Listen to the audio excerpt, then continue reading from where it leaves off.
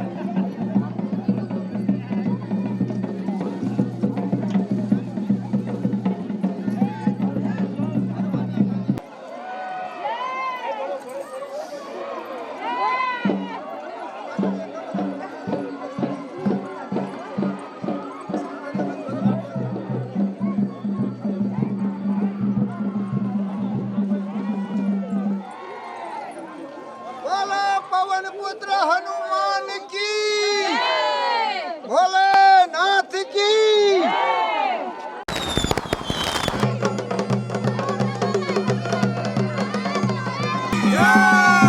बोलो जय श्री महाराज की जय।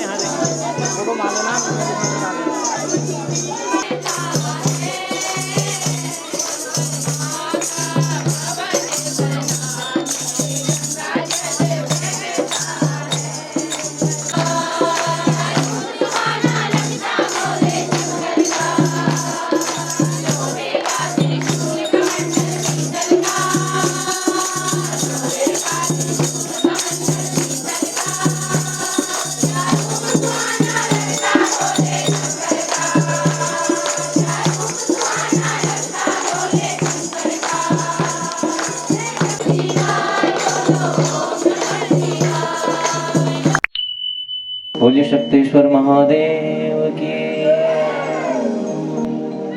प्रारंभ करते हैं प्रथम दिन यानी महात्म्य दिवस। व्यास जी महाराज की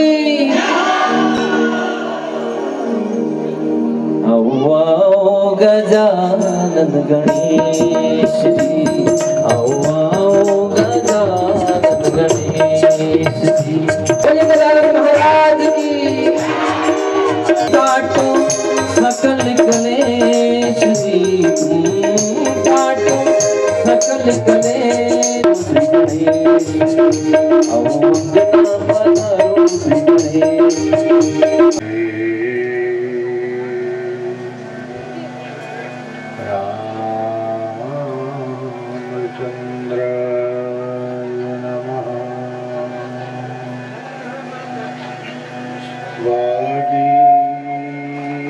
वागीशायस्य वदने लक्ष्मीर्यस्य च वक्षसि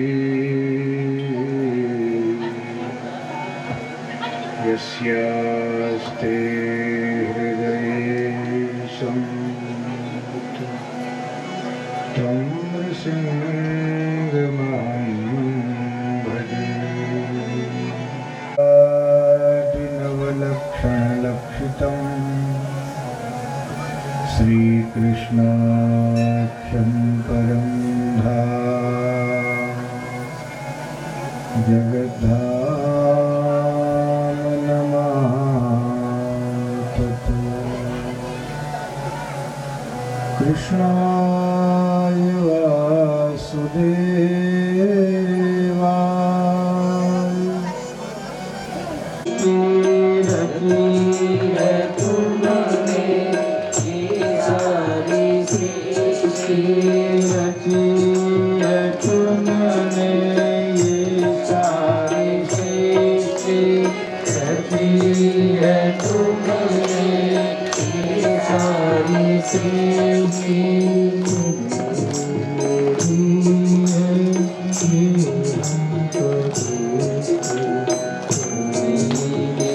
नागेश्वराय शिव नमः शिवाय। नागेश्वराय शिव नमः शिवाय। नागेश्वराय शिव नमः शिवाय। नागेश्वराय शिव नमः शिवाय। शक्तेश्वराय शिव नमः शिवाय। नमः शिवाय।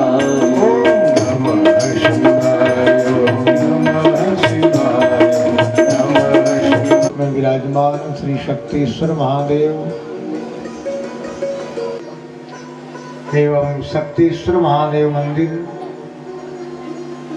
में विराजमान श्री बाबा जी एवं विलग विलग क्षेत्रों से पधारे सभी विद्वान मंडली, संत मंडली और हमारे इस क्षेत्र के सभी ब्राह्मण विद्वानों के परम पवित्र सानिध्य में बैठ करके आज से हम लोग श्री शिव महापुराण को माध्यम बना करके जीवन का जो सर्वोत्कृष्ट लाभ है सज्जनों, सत्संग,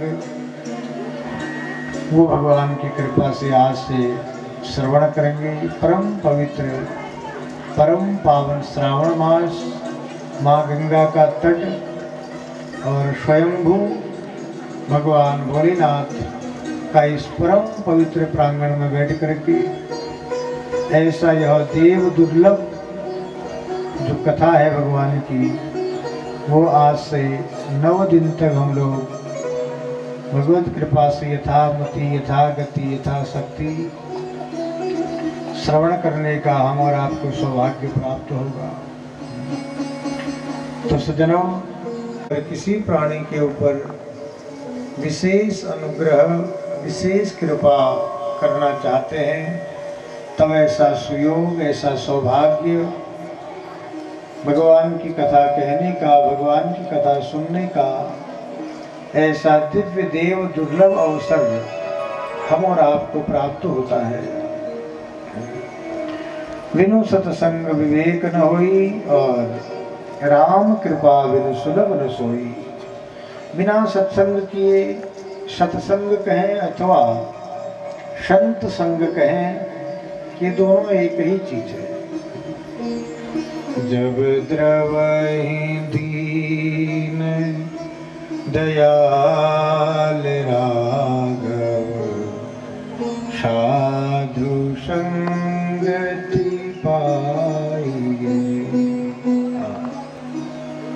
जब द्रवहि दीन दयाल राघव, तब साधु संगति पाइए।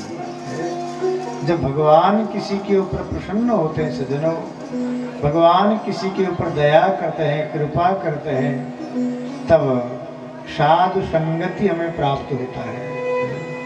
साधु संगति के बाद भी सत्संग प्राप्त होता है। तो सज्जनों, राम कृपा बिनु सुलभ न सोई, ये दोहा तुलसीदास जी का रामायण का और विनय पत्रिका में कहते हैं। जब द्रवहि दीन दयाल राघव, साधु संगति पाए। तो जड़ चेतन के रूप में सृष्टि में जहाँ कण कण में भी जीव के रूप में जो भी आत्मा छिपी हुई है सज्जनों, वो सब भगवान शिव ही है। घट घट में कुत्ते के अंदर जो अंतरात्मी रूप से आत्मा छिपी हुई है वो शिव है।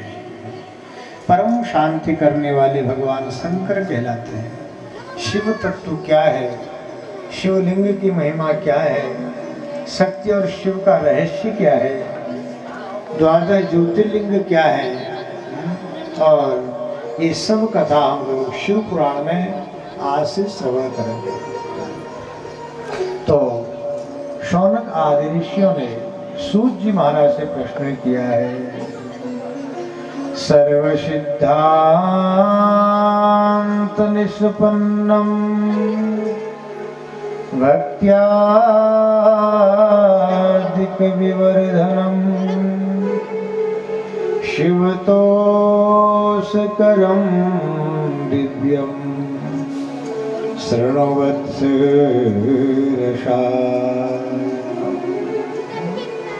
तो हे भगवान, शौनक आदि ऋषियों ने सूत जी से कहा कि हे प्रभु, आप समस्त पुराणों के ज्ञाता हैं। आपने समस्त पुराणों शास्त्रों का धर्म पूर्वक अध्ययन किया है, व्याख्या भी की है। आप वेद व्यास जी के प्रधान शिष्यों में से एक हैं। और कृपा करके भगवान हमें ऐसी कथा सुनाइए। सर्व सिद्धांत निष्पन्नम भक्त्यादिक विवर्धनम शिवतोषकरं दिव्यं शृण्वत्स रसा। भगवान हमें ऐसी कथा सुनाइए, शिवतोषकरं दिव्यम, जिसके श्रवण मात्र से मन के दोष निकल जाए। भगवान ने दो वस्तु दी है ना, मन और बुद्धि। ऐसी कथा सुनाइए जिससे हमारे मन के दोष निकल जाए। क्यों कहा भगवान? मन के दोषों के कारण ही व्यक्ति पाप करता है, और पाप का फल दुख होता है। वो दुख रूपी फल होते हैं। शरीर में कष्ट होना, रोग होना, पत्नी का अच्छा न मिलना, पति का अच्छा नहीं मिलना, पुत्र का अच्छा नहीं मिलना, ये सब पाप का फल है, शास्त्र कहते हैं। तो पाप रूपी वृक्ष पर जो फल लगता है वो दुख रूपी होता है, और पुण्य रूपी वृक्ष पर जो फल लगता है वो सुख रूपी फल होता है। पुण्य बिना सुख हो या नहीं, हो या न दुख बिन पाप, काहू को दोष न दीजिए, बोले समझे अपने आप। पुण्य बिना सुख हो या नहीं, हो या न दुख बिन पाप, हो या दुख बिन पाप। जब पाप होगा तभी हमें दुख मिलेगा, और सुख मिल रहा है तो समझो पुण्य प्राप्त है। प्रारब्धवशात भी जो पुण्य कर्म किए रहते हैं तो इको कम कर दिए भाई का बहुत ज्यादा। तो पुण्य बिना सुख हो या नहीं, थोड़ा सा हो या न दुख बिन पाप, काहू को दोष न दीजिए, थोड़ा ऊपर समझे अपने आप। सौनक आदि ऋषियों ने कहा, हे सूर्य महाराज, सर्व सिद्धांत विद प्रभु, हे सूत महाप्राज्ञ, सर्व सिद्धांत विद प्रभु,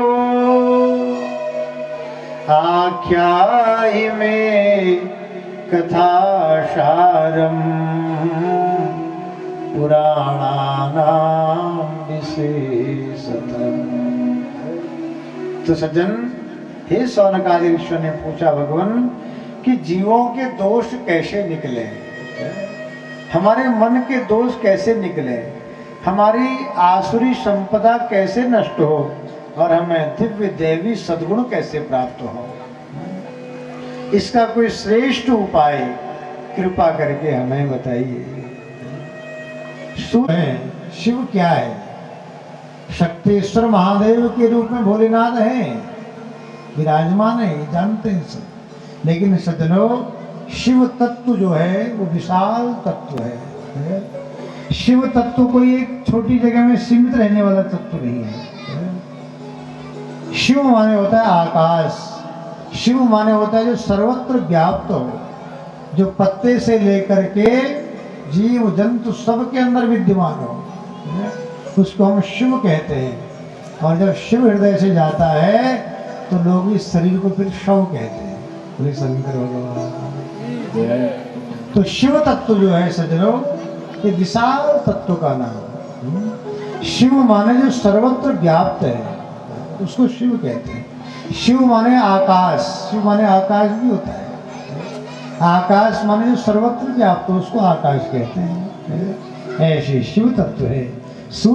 धन्यस्त्वं मुनि शार्दूल श्रवण प्रीति लालसा, अतो विचार्य सुधिया वच्मि शास्त्रम महोत्तमम्। भगवान, हे शौनक आदि ऋषियों, आपने मंगलमय प्रश्न किया है। समस्त शास्त्रों का सिद्धांत भक्ति, ज्ञान और वैराग्य से परिपूर्ण, जिसमें भक्ति के साथ ज्ञान और वैराग्य भी जागृत हो। भक्ति पर ग्रंथ तो बहुत है, भागवत भक्ति पर ग्रंथ है और शिव पुराण वैराग्य पर ग्रंथ है, इतना अंतर है। शिव कथा सुन के भक्ति तो प्राप्त होती है, लेकिन शिव ज्ञान के भी स्वरूप है। तभी तो गंगा जी भगवान शिव की जटाओं में समाई।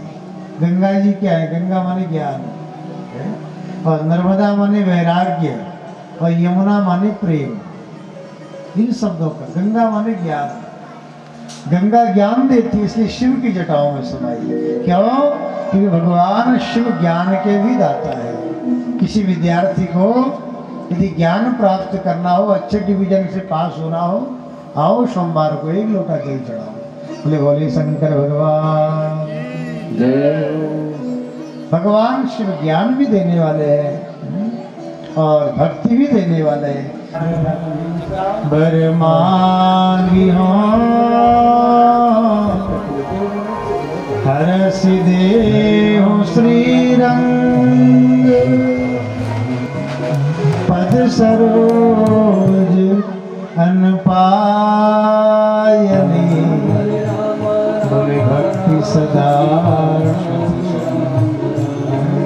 हे राघव, आप कुछ देना चाहते हैं क्योंकि शिव के इष्ट हैं राम और राम के इष्ट हैं शिव। तो एक ही चीज मांगते हैं, भक्ति सदा सत्संग। क्योंकि सत्संग करने से हमारी भक्ति रूपी बीज हमारे हृदय में अंकुरित होता है। इसे सत्संग जरूर करना चाहिए। सत्संग माने ऐसी इस तरह से बड़ा पांडाल लगा करके माइक नहीं। सत्संग मतलब आप घर में नित्य सत्संग करो, एक अध्याय शिव पुराण पढ़ लो, रामायण पढ़ लो, भागवत पढ़ लो, ये सत्संग है, एकाकी सत्संग। तो सज्जनों, परम कल्याणकारी जिसके श्रवण मात्र से मनुष्य परम गति को प्राप्त कर लेता है, उसी का नाम है शिव महापुराण। बोले शिव महापुराण की जय। से निकलते हैं, सबके बीज भगवान शंकर हैं। क्यों? डमरू बजाया सबसे पहले। संस्कृत शास्त्र के उद्गाता भगवान भोलेनाथ हैं। डमरू बजाया तो डमरू में सबसे पहले 14 सूत्र निकले। ए ओण रील रिक ए ओम ऐ औच हय वरट। 14 सूत्र भगवान शंकर के डमरू से निकले। तो वहीं से व्याकरण शास्त्र के प्रारंभ हुआ। तो सज्जनों, सारे ग्रंथ भगवान शंकर ने ही से ही निकलते हैं। सबके बीज भगवान शंकर ही हैं। और शिव पुराण में भगवान शंकर ने इसकी रचना करी तो 1,00,000 श्लोकों वाला विशाल ग्रंथ था। फिर बाद में व्यास जी ने सार निकाल करके 24,000 श्लोकों में विभक्त किया इसको। संग पर आपने सुनी, श्रीमन नारायण ने ब्रह्मा जी को सुनाया, ब्रह्मा जी ने नारद जी को सुनाया, नारद जी ने व्यास जी को सुनाया और व्यास जी ने सुखदेव जी को सुनाया। ऐसी परंपरा, ऐसी शिव पुराण की है। शिव पुराण की परंपरा सर्वप्रथम भगवान भोलेनाथ ने इसकी रचना करी और सबसे पहले अपने प्रिय गण नंदी को सुनाया। और नंदी से ये शिव महापुराण सनत कुमार जी को प्राप्त हुआ। ऐसी इसकी परंपरा चली। शंकर भगवान की जय। हर हर महादेव शंभो, हर हर महादेव शंभो। काशी विश्वनाथ गंगे, हर हर महादेव शंभो। काशी विश्वनाथ गंगे, हर हर महादेव शंभो। काशी विश्वनाथ गंगे, काशी विश्वनाथ गंगे। बाबा अमरनाथ गंगे, काशी विश्वनाथ गंगे। बाबा अमरनाथ गंगे, हर हर महादेव शंभो। विश्वनाथ गंगे, हर हर महादेव शंभो। काशी विश्वनाथ गंगे, काशी विश्वनाथ गंगे। बाबा अमरनाथ गंगे,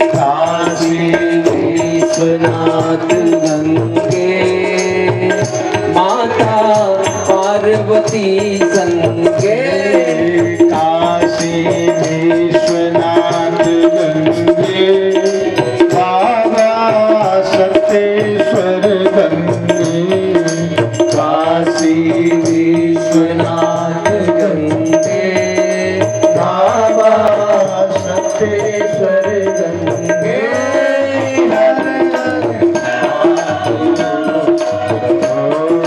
काशी विश्वनाथ गंगे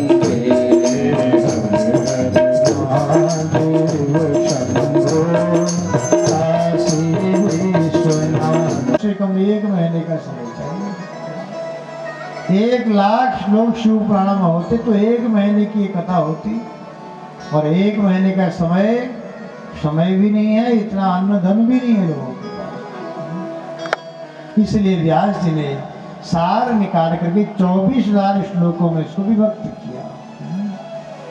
और सजनों,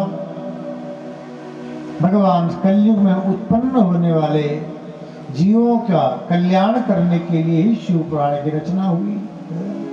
भगवान शंकर देवादिदेव महादेव है, देवताओं के भी देवता है।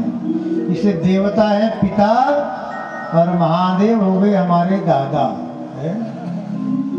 दादा हो गए महादेव। अब दादाजी का अपने पुत्र की अपेक्षा अपने पोते में ज्यादा प्रेम होता है। इस नाते भगवान शंकर हमसे बहुत प्रेम करते हैं। दया तेरी जो हो जाए लड़े ते नंद के मोहन, मनोरथ का बड़ा सागर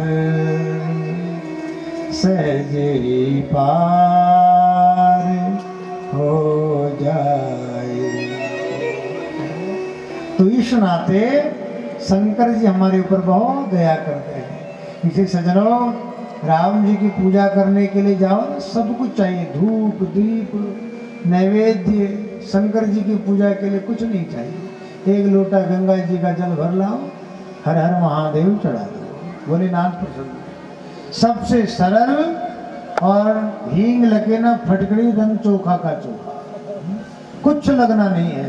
जल भी भगवान शंकर का ही है, क्योंकि जल जब गंगा जी निकल करके आई भगीरथ की कृपा से, तो सप्तऋषि मंडल से सीधे शंकर जी की जटाओं में आई।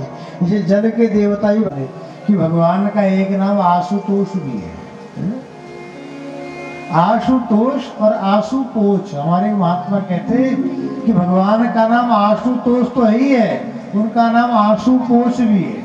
भक्त के आंख में बहुत दिन तक आंसुओं को भगवान भोलेनाथ देख नहीं पाते, तो भगवान ने हाथ पकड़ लिया और कहा, प्रकाशुर मांगो, तुम्हें क्या वरदान चाहिए, क्या चाहते हो?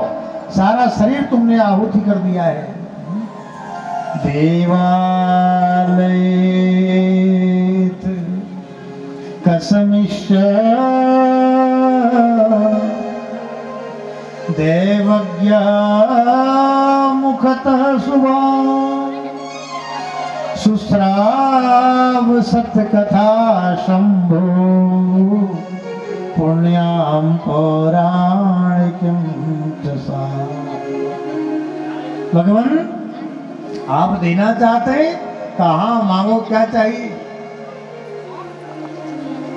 प्रकाशुर, हम तुम्हारे कर्जदार हैं भैया, तुमने हमारी उपासना की रखी है, आराधना कर रखी है, जो मांगो तुम्हें दे देंगे।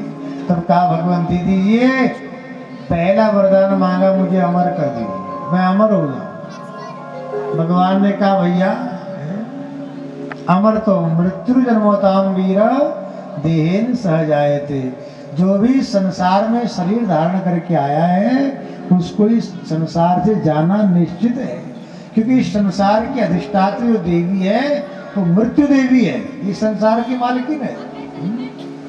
हर व्यक्ति को उसे स्वीकार करना पड़ता है। तब बृकासुर ने कहा कि भगवान, तो मुझे दे दीजिए वरदान कि मैं जिसके सिर पर हाथ रखूं जल करके भस्म हो जाए। ये राक्षस बुद्धि है, जो पहले अपनी रक्षा करने से पहले दूसरे को समाप्त करने का मन में विचार करती है। भगवान मैं जिसके सिर पर हाथ रखूं भस्म हो जाए। भगवान शंकर ने आगे देखा न पीछे, तथास्तु भगवान ने कहा जाओ ऐसा ही होगा। किसने मेरा भजन किया है, बस यही बात सामने थी। भगवान ने तथास्तु कह करके सजनों बगल में पार्वती अम्बा प्रकट हो गई। अब वन का दुरुपयोग, पार्वती अम्बा बगल में प्रकट हो गई। जैसे इसने माता पार्वती को देखा, क्या कहना महाराज। अम्बा पार्वती का सौंदर्य विलक्षण सौंदर्य है, विलक्षण सौंदर्य है। साक्षात जगत जननी है, जगदम्बा है, त्रिपुर सुंदरी है साहब।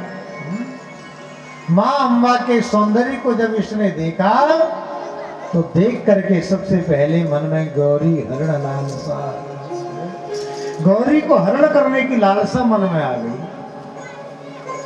जैसे देखा, देख करके गौरी को हरण करने का मन, तब ये स्त्री मुझे मिल सकती है। इससे पहले भोलेनाथ को समाप्त करना होगा। अच्छी बात है, अभी अभी वरदान मिला है, क्यों ना वरदान का प्रयोग सबसे पहले इन्हीं के ऊपर करो। सबसे क्यों ना पहले भगवान भोलेनाथ का दिया गया वरदान अपने लिए ही अभिशाप हो गया। बृकासुर भोलेनाथ को ही मारने के लिए उन्हीं के ऊपर हाथ रखने के लिए चला। अब तो भोलेनाथ आगे आगे भाग रही है, पीछे पीछे जा रहा है। विचार ही नहीं करते हैं क्या देना चाहिए क्या नहीं देना चाहिए। बस इसने हमारा भजन किया है, अब जो मांगो इसको देना है, यही उनके मन में रहता है। भगवान भोलेनाथ को समाप्त करने के लिए बृकासुर दौड़ा। आगे आगे बृकासुर और पीछे पीछे, आगे आगे भोलेनाथ, पीछे पीछे बृकासुर। अब तो दौड़ते दौड़ते काफी समय हो गया। विष्णु पुराण के अनुसार, विष्णु पुराण के अनुसार है, भगवान श्रीमन नारायण एक छोटा सा बालक का रूप बना करके आए। बालक का रूप बना करके आए, बृकासुर को रोका, भैया कहाँ जा रहे हो? कहा महाराज क्या बताए, गौरी हरण, वो परम सुंदरी स्त्री को अपनी पत्नी बनाना है तो सबसे पहले उसके पहले पति को समाप्त करना है। कौन है पति? भोलेनाथ है। विष्णु रूपधारी भगवान नारायण ने कहा, अरे राक्षस राज, अरे वो तो शमशान में रहते हैं, चिता की भस्म लगाते हैं। तो उन्होंने कहा और तुमने बात को मान लिया। अरे सही है कि नहीं इसका परीक्षण तो करते पहले। महाराज परीक्षण कैसे करो? कहा अपने सिर पर हाथ रखो, अपने सिर के ऊपर हाथ लगाओ। यदि समझना गरम गरम लगेगा ना तो समझना कि वरदान सिद्ध है, गरम नहीं लगेगा तो समझना वरदान सिद्ध नहीं है। सीधा उदाहरण है। तो सज्जनों, बृकासुर ने अपने सिर के ऊपर हाथ रखा, लगाया। भगवान नारायण ने गरम लगा, बोले महाराज नहीं लग रहा है, तो थोड़ा नीचे करो। अब लगा गरम, बोले अभी भी नहीं लगा। और नीचे करो, अब लगा, बोले अभी भी नहीं लगा। जैसे सिर के ऊपर हाथ आया, श्रीमन नारायण ने अपने हाथ से उसके हाथ में मारा। उसी का हाथ उसी के सिर पर पहले पड़ गया और जल करके भस्म हो गया। नाम ही भस्मासुर पड़ गया। बोले भस्मासुर महाराज नाम।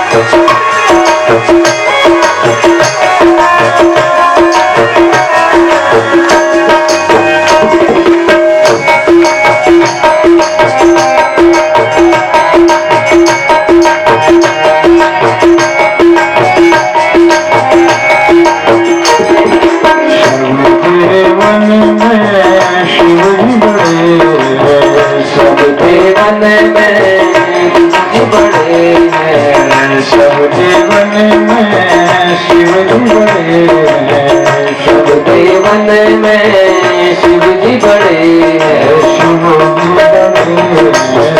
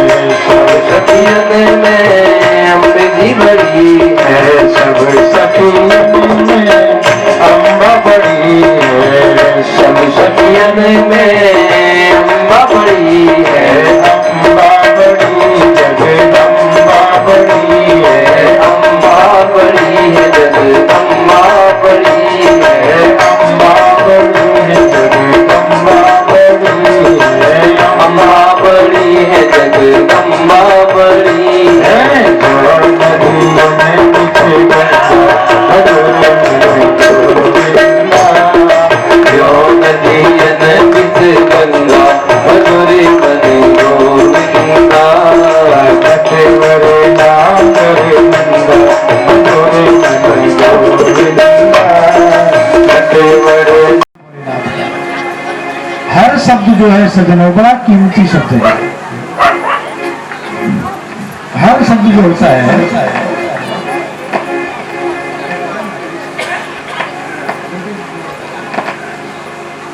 हर शब्द जो है बहुत कीमती शब्द है। हर शब्द का अर्थ बहुत कीमती इसलिए है सज्जनों कि हर शब्द का अर्थ होता है प्रभु हमारे दुख हर लो, हमारी दरिद्रता को हर लो, हमारे संकटों को हर लो। एक शब्द के संस्कृत में अनेक अर्थ होते हैं।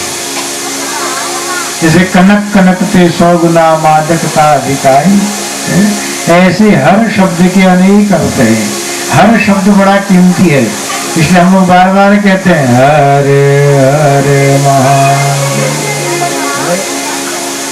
तो भगवान के शंकर जी के मंदिर में जब जाओ तो देहली पर सबसे पहले हर हर महादेव जरूर कहो। हे भगवान हमारे दुख हर लो, हमारे संकटों को हर लो, हमारी गरीबी हर लो, हमारी जड़ता हर लो, हमारी मूर्खता को भी हर लो। इतना यदि नहीं कह सके तो हर हर महादेव इतना कहते भगवान शंकर समझ जाते हैं कि क्या इसका हरना है और क्या इसको देना है। भगवान शंकर जी के लिए आता है हर हर महादेव, और भगवान नारायण के लिए हरि शरणम हरि शरणम।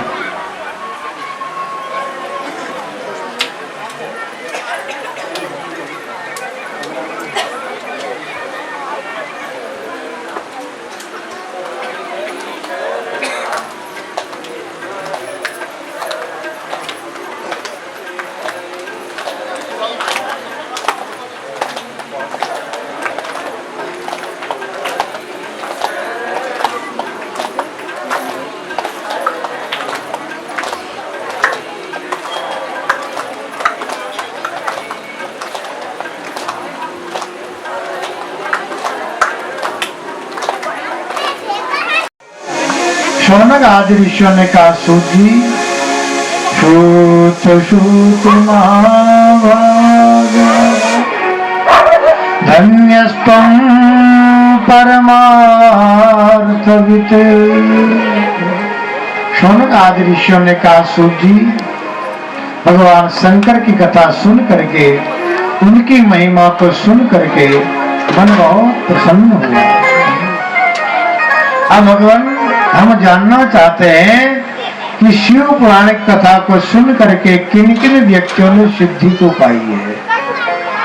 शिव पुराण कथा को सुन करके किन किन लोगों को मोक्ष की प्राप्ति है, मुक्ति पाई है, ये हम सुनना चाहते हैं। फिर मूल में भगवान शिव का चरित्र भी हम सुनना चाहेंगे। सौनक आदि ऋषियों का वचन सुन करके सूत जी महाराज ने कहा, आओ सौनक आदि ऋषियों बैठो, प्रेम से शिव कथा सुनो। सूत सूत महाभागा धन्यस्तुम परमार्थवित्। हे सुजी, धन्यस्तुम परमार्थवित्, आपकी जो पारमार्थिक बुद्धि है, धन्यस्तुम, इसलिए आप धन्यवाद के पात्र है। परमार्थ करने वाला व्यक्ति धन्यवाद का पात्र होता ही है। क्यों ना हो महाराज, कुछ लोग आयोजन का मन बनाते हैं, कुछ लोग धन खर्च करते हैं और हजारों लोग इसको सुनने के लिए आते हैं। इसलिए शिव जी कहते हैं, धन्य धन्य गिरिराज किशोरी। इसलिए कथा कहने वाले वक्ता से ज्यादा किशोरी तुम समान को नहीं उपकारी। कथा जो सकल लोक हितकारी, सोई पूछन चली शैल कुमारी। इसलिए अम्मा पार्वती को भगवान शंकर धन्यवाद कहते हैं। धन्य धन्य गिरिराज किशोरी, हे गिरि की पुत्री, आप धन्यवाद की पात्र हैं। तुम समान को नहीं उपकारी, आपके समान परोपकार करने वाला दूसरा कोई प्राणी नहीं है। क्यों? बोले कथा जो सकल लोक हितकारी, सोई पूछन चली शैल कुमारी। जो लोक कल्याणकारी जो कथा है, इसको तुमने पूछा है लोक के हित के लिए, परमार्थ बुद्धि के लिए, इसे धन्यवाद की पात्र तुम हो। ऐसे ही श्री सूत जी महाराज भी सौनक आदि ऋषियों से कहते हैं, सूत सूत महाभाग धन्यस्तुम परमार्थवित्। अद्भुतर्य कथा दिव्या श्राविता कृपया। सौनक आदि ऋषियों ने सूत जी, प्रभु शंकर की कथा को सुन करके मन प्रफुल्लित हो, आनंद आया। लेकिन भगवान शिव पुराण की कथा को सुन करके किन किन जीवों का उद्धार हुआ, किन किन का कल्याण हुआ है, ये हम श्रवण करना चाहते हैं। सूत जी ने कहा, सनकादि ऋषि आओ, अब हम तुमको एक दिव्य ब्राह्मण की कथा सुनाते हैं। एक नगर था सज्जनों, जिस नगर में किरात लोग रहते थे। किरात माने भीलों की एक जाति होती है, किरात। और उन्हीं किरातों के नगर में एक ब्राह्मण रहता था। उस ब्राह्मण का नाम था देवराज। देवराज का अर्थ होता है, देवराज का मतलब होता है इंद्र। देवराज का मतलब जो देवताओं का राजा हो, उसको देवराज कहते हैं। देवराज माने होता है इंद्र, लेकिन नाम तो उसका देवराज, कर्म बड़े गंदे। नाम तो नयन सुख, लेकिन आंखों से दिखता ही नहीं। नयन सुख नाम से क्या करना है? नाम से क्या करना है? तो सज्जनों, नाम तो था देवराज, लेकिन कर्म इसके बड़े गंदे थे। सामान बेचने का काम करता था। रानी खेत अरमुआ से सामान लाए और छोटी छोटी मार्केटों में बेचता था। बाड़ी छीना बेचा, पनवा नौला बेचा, ऐसे बेचता था बेचारा। लेकिन झूठी सौगंधें उठाता, ठगी करता। झूठी सौगंध माने कई दुकानदार कहते ना, बस महाराज 2 रुपए में खरीदा है और 2 रुपए 5 पैसे में आपको बेच रहा हूँ, कुछ नहीं मिल रहा है हमको इसमें। भैया कुछ नहीं मिल रहा है, काहे दुकान खोल के बैठे, घर चले जाओ। झूठे बोलता, बहुत झूठ बोलता, झूठी सौगंधें उठाता। मैंने इतने में खरीदा है, इतने में बेचना, भाव के भाव बेचना। तो सज्जनों इतना लोभी था, लोभ के चक्कर में आकर के इसने अनेकों हत्याएं भी कर दी थी। जिसके पास पैसा देख लेता, किसी न किसी बहाने या तो उसको मार देता या लूट लेता। यही इसका काम था। कई हत्याएं कर दी थी। करो भेद प्रसंग के अनुसार ऐसा भी आता है कि इसने लोभ के चक्कर में अपने माता पिता की भी हत्या कर दी। जिसने इसके ऊपर विश्वास किया उसको उसने धोखा दिया। जिंदगी में कोई यज्ञ नहीं, कोई दान नहीं, कोई पूजा नहीं, कोई पाठ नहीं, कुछ नहीं किया। केवल पैसा ही उसकी जिंदगी का लक्ष्य था। सारी जिंदगी पैसा कमाया। और पैसा भी सज्जनों यदि सही कार्य में नहीं लगेगा तो पैसे को गलत कार्य में जाने से कोई रोक भी नहीं सकता है। पैसा और पानी, ध्यान दीजिए, पैसा और पानी ये दो ऐसी वस्तु हैं जो अपने लिए रास्ता खुद बना लेती हैं। पहले तो पानी को रास्ता दे दो।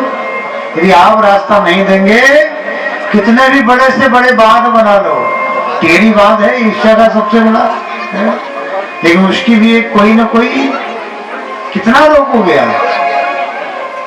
इसलिए पैसा और पानी को ये रोकने से रुकते नहीं है।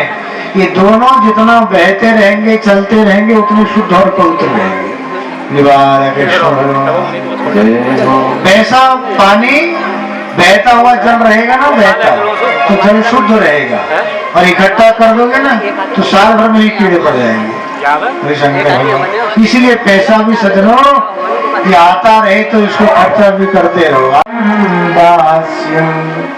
शक्य आत्मनिवेदन,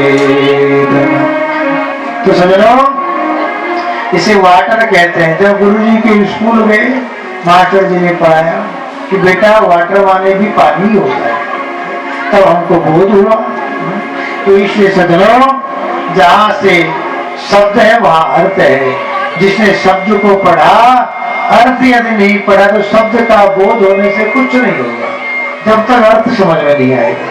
इसलिए पढ़ते पढ़ते जैसे शब्द से अर्थ प्रकट होता है, ऐसे भजन करते करते, कीर्तन करते करते, सत्संग करते करते परमात्मा तत्व का हमें बोध हो जाता है। बाल कृष्ण भगवान कथा कीर्तन करते करते जैसे पढ़ते पढ़ते शब्द से अर्थ प्रकट हो जाता है, ऐसे परमात्मा चिंतन करते करते, उपासना आराधना नाम जब कथा कीर्तन करते करते हमें परमात्मा तत्व का बोध हो जाता है। इसे सबसे पहले सुनने की आदत बनानी चाहिए। तो देवराज जो था, कर्म इसके कुछ पेड़ ऐसे होते हैं ना, तो पेड़ बड़े हो जाते हैं ना, उनके नीचे कोई दूसरा पेड़ नहीं हो पाता। ऐसे कई वृक्ष होते हैं। ऐसे शिव नाम का वृक्ष है, राम नाम का पेड़ है। इसलिए सज्जनों आज नितांत कलिकाल है। अभी बहुत संसार में बहुत ऊहापोह चल रही है, बहुत विडंबनाएं चल रही हैं। वैदिक हिंदू सनातन धर्म के ऊपर सब लोग कुठाराघात करने को तैयार है। इसलिए हमको हर घर में अलग जगानी होगी। हर घर में हिंदुत्व का झंडा लहराना होगा, हर घर में सनातन का झंडा लहराना होगा, तो आने वाली पीढ़ी हमारी ठीक होगी। राम नाम का बीज हर घर में बोला होगा। अभी पता नहीं लगेगा आपको। आज हमारे कारगिल जी कह रहे थे ना, 2 आम लाए थे अपने खेत में, तो कहते महाराज ये पेड़ मैंने 2005 में लगाया था।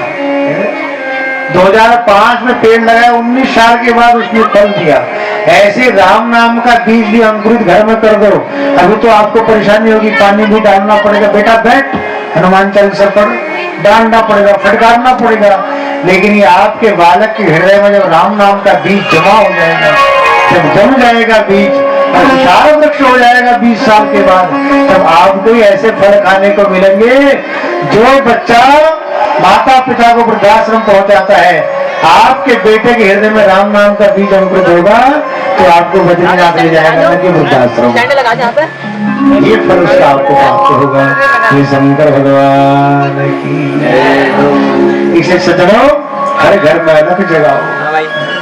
आज हमारे सनातन धर्म के ऊपर भयंकर कुठाराघात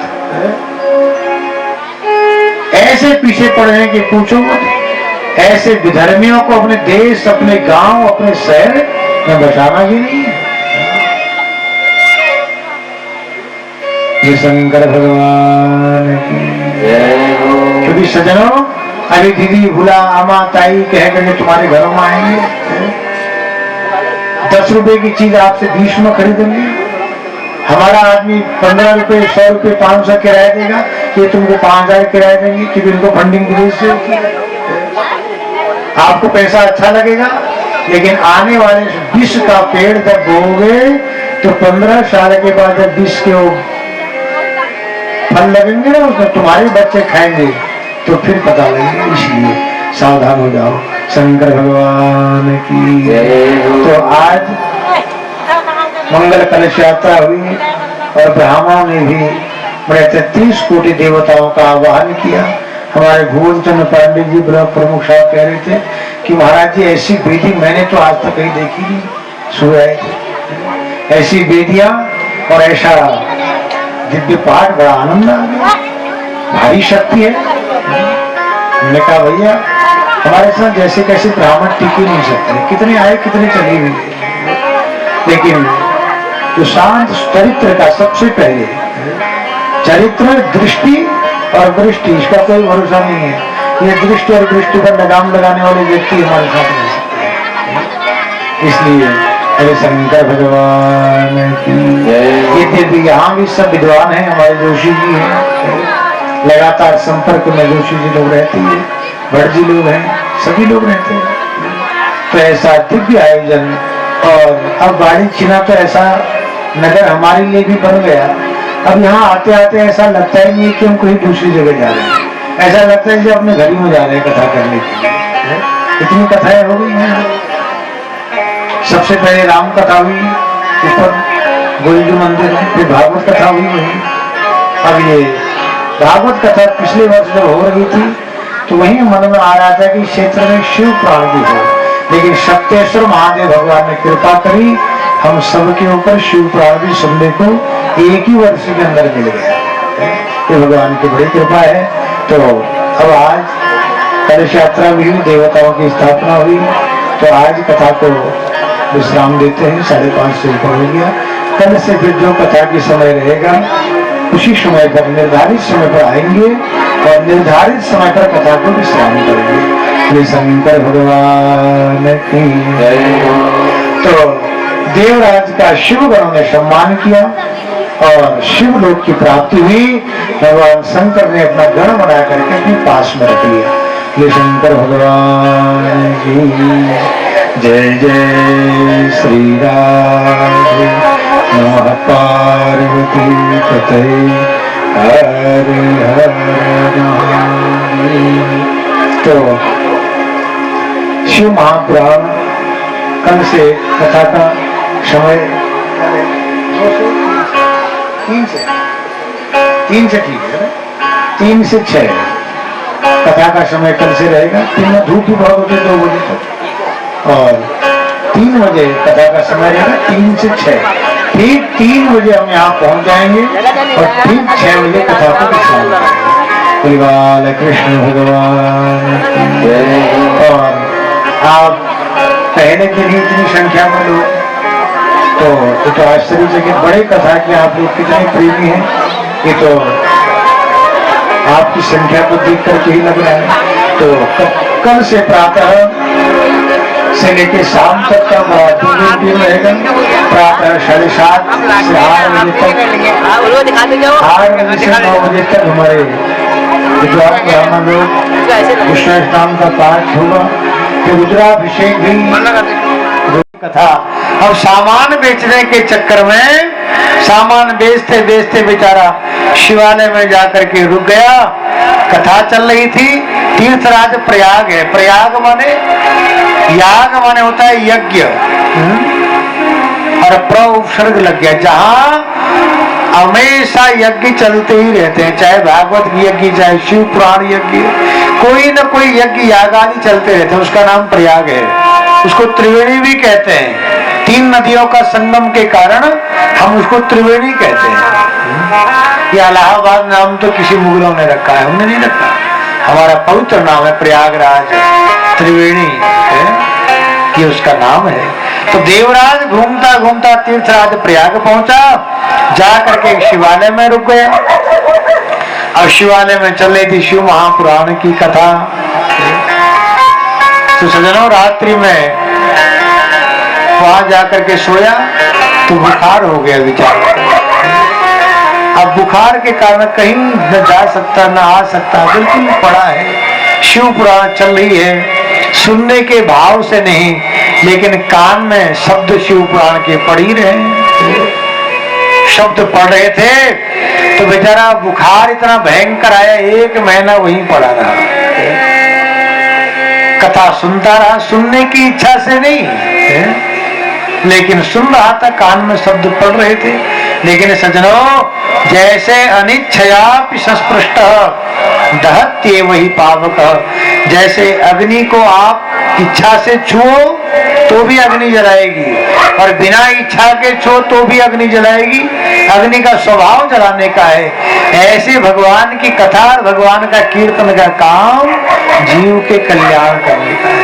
इसलिए गोस्वामी जी ने कह दिया, भाव कुभाव अनख आलस भाव कुभाव अनख आलस भाव कुभाव अनख आलस भाव कुभाव अनख आलस हो नाम जपत मंगल दूषी दश नाम जपत मंगल।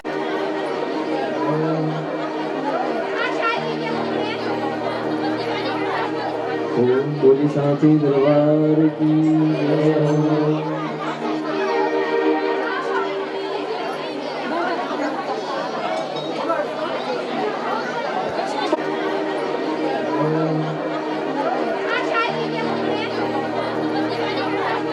ओम बोली साची दरबार की जय।